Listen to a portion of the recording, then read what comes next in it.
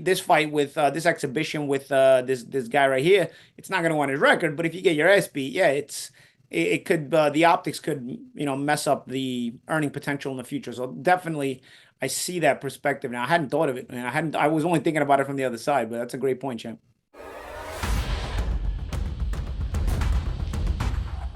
Welcome, everyone, to Boxing Scene's Top Stories here on ProBox TV, your boxing channel. I am George D. Metellus. Remember to download the ProBox TV app where apps are available. Well, Ryan Garcia's exhibition fight against Rukiya Anpo might not happen. Not long after a press conference announced Ryan Garcia's scheduled exhibition concluded in Los Angeles, Garcia's promoter, Golden Boy Promotions, said that Garcia's match with Anpo cannot happen without permission. Here's what Golden Boy Promotions boss Oscar De La Hoya put out on a tweet saying, quote, Golden Boy Promotions has exclusive rights to Ryan Garcia's fights. The organizers of this event have acknowledged as such and have agreed in writing that our sign-off is needed for this event to occur. As no such sign-off has been given, as of today, there is no event with Ryan Garcia. Well, Ryan Garcia told Boxing Scene, this is my only route, so I found a way. I'm just trying to get in the mix of things after a long break, get used to training, stay in shape, and just continue developing for a big fight in April. That's what me, Golden Boy, and the whole team plan to do. It depends on how I feel. All right, let's bring in our world champions here, Chris Algieri and Paulie Malignaggi here on Top Stories. Okay, Paulie, what do you make of this tweet here and maybe continuing a little bit of beef here between Golden Boy and Ryan Garcia? Yeah, I just think that's the promoter wanting his pound of flesh. I don't think it's anything more than that. Ryan is under contract. This isn't a sanctioned fight, so maybe Ryan has a route where he could fight this and say, hey, listen, it's not a sanctioned bout. This is not under my contract. What's under my contract are sanctioned bouts by legit commissions that go on my record, and this doesn't. But at the same time, this does have to do with promoting his professional boxing career, moving his professional boxing career, and so on and so forth, keeping him in the public eye for his professional boxing career. I don't know. I mean, I think this is just one of those things that if Ryan agrees to, pay his pound of flesh to Oscar, this all goes away, and Oscar will gladly let him do it because it keeps him busy. And Ryan doing something like this also keeps himself out of trouble. You stay in training, you stay out of trouble. So I think it's nothing more than that. Nothing that everybody has a price. So like $1 million man says, So nothing. A little bit of money won't make totally fine. Yeah, Chris, what do you make of Oscar's tweets and kind of maybe a little bit of that tension there between Ryan Garcia and Golden Boy? Yeah, I agree with the champ. This is just about greasing wheels. I think that this actually is going to happen. I think it's good for Oscar De La Hoya and having his charge and Ryan Garcia, the biggest star that he's got under his banner, to be active and to be in the public eye. Even though he already is, even if this thing gets canceled, it's still getting press, which Ryan is fantastic at. But in terms of this fight actually happening, I think it does, and I think Oscar, again, he's going to get his piece, whether it has to get from the promotion themselves or if it's via Ryan. I think it makes sense for everybody involved to make this event happen. And in terms of Ryan trying to circumvent the De La Hoya, the Golden Boy promotional contract, I can't see that. I'm surprised that this wasn't taken care of prior to this, because regardless of whether this is a sanctioned fight or not, this affects the earning potential of Ryan Garcia. He goes out there and he gets blitzed. That's going to hurt his boxing earnings moving forward, and Oscar De La Hoya is not going to take that risk unless he understands what the situation is and how much money is involved, which I'm sure that's all being worked out as we speak. But in terms of them having any kind of beef, I don't think that's the case in this sense. It sounds very professional from what Oscar is talking about, and even Ryan's just saying, hey, I'm just trying to get back in the mix, man. This is my way around whatever situations I'm dealing with. So. My guess, the fight happens. But, I mean, I've been wrong before. We'll see. Isn't there a big card in Japan around that time, right? They always do big fights. Inoue fights right around then. Inoue, I believe, is New Year's Eve. No, actually, no. Inoue is Christmas. Christmas Eve. Christmas Eve, you said, right? Yeah, and this is the 30th. This is New Year's Eve, so.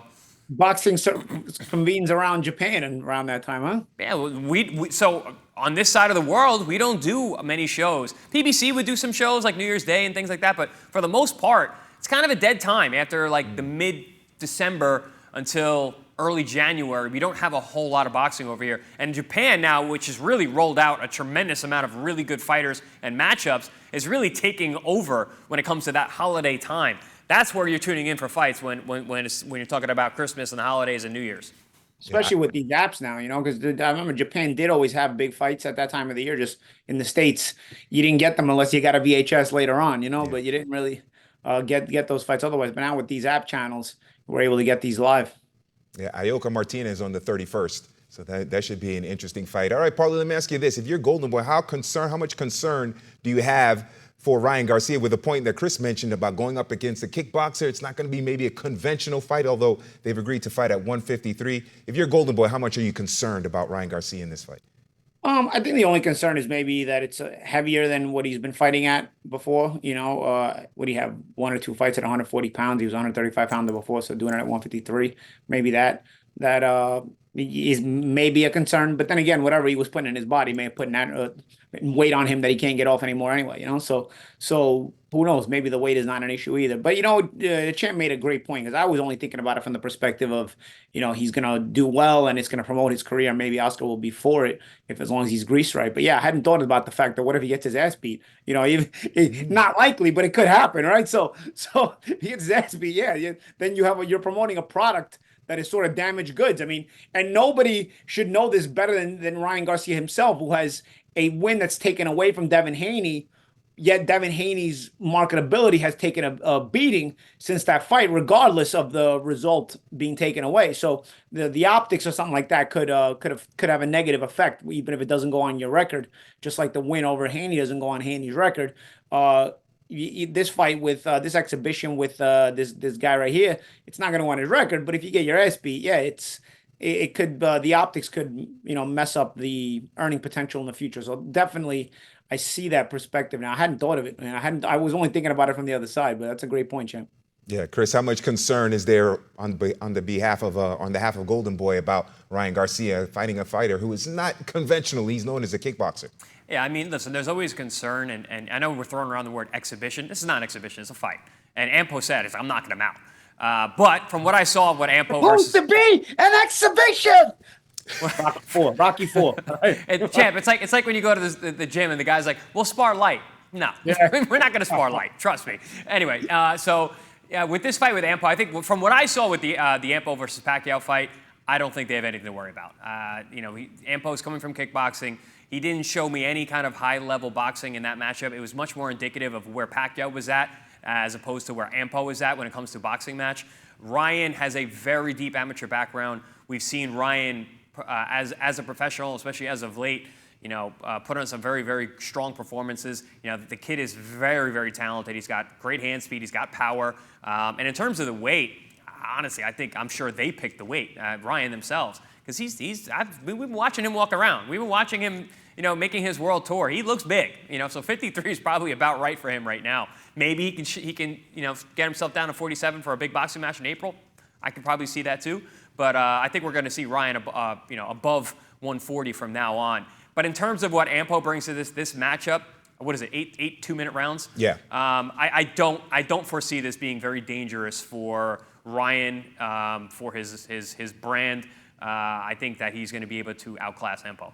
How many ounces of the gloves they wearing? Good question. Because that makes a big difference as well. Yeah, I haven't heard anything about the weight of the gloves there, but because Anpo did put it on Pacquiao. Yeah. He did. That was not a close fight at all.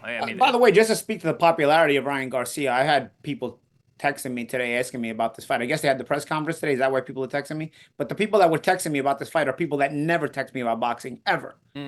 Well, Ryan has the crossover appeal. They were actually the only ones that were texting me about this, because boxing people weren't texting me about this because they don't really care as much. But non-boxing people, I was getting texts from non-boxing people that never text me about boxing asking me about this fight. Well, that's why I said it. On one of the past shows, Jake Paul and Ryan Garcia are basically like polar opposite yin and yangs. Where Ryan is a boxer turned influencer, but can still box. And Jake is an influencer turned boxer, and he's much more. But either way, both guys have so much crossover appeal that you get people like you just said that I never hear from this guy, and he's asking me about a Jake Paul fight. I never hear from this guy. He's asking me about a Ryan Garcia fight.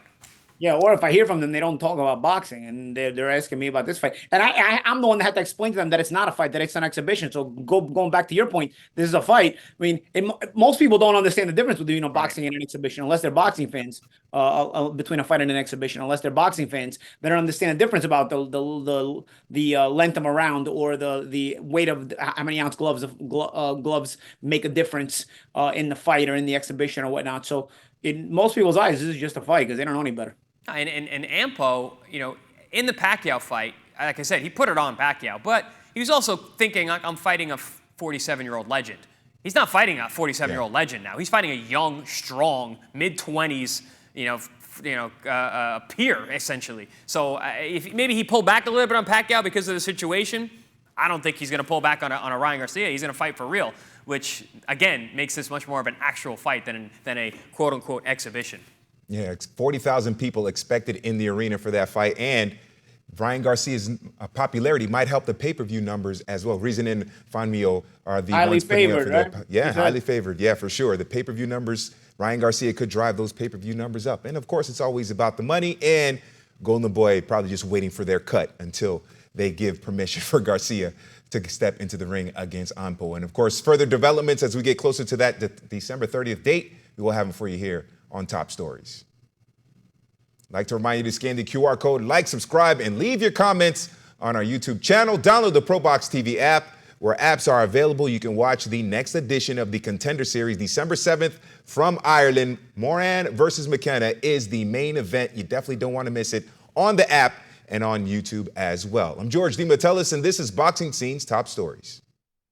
ProBox TV Contender Series.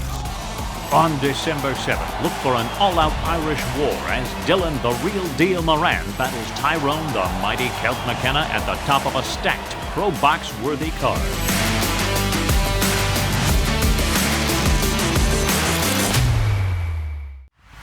For more ProBox TV, scan the QR code on the screen or go to the App Store and Google Play. ProBox TV, your boxing channel.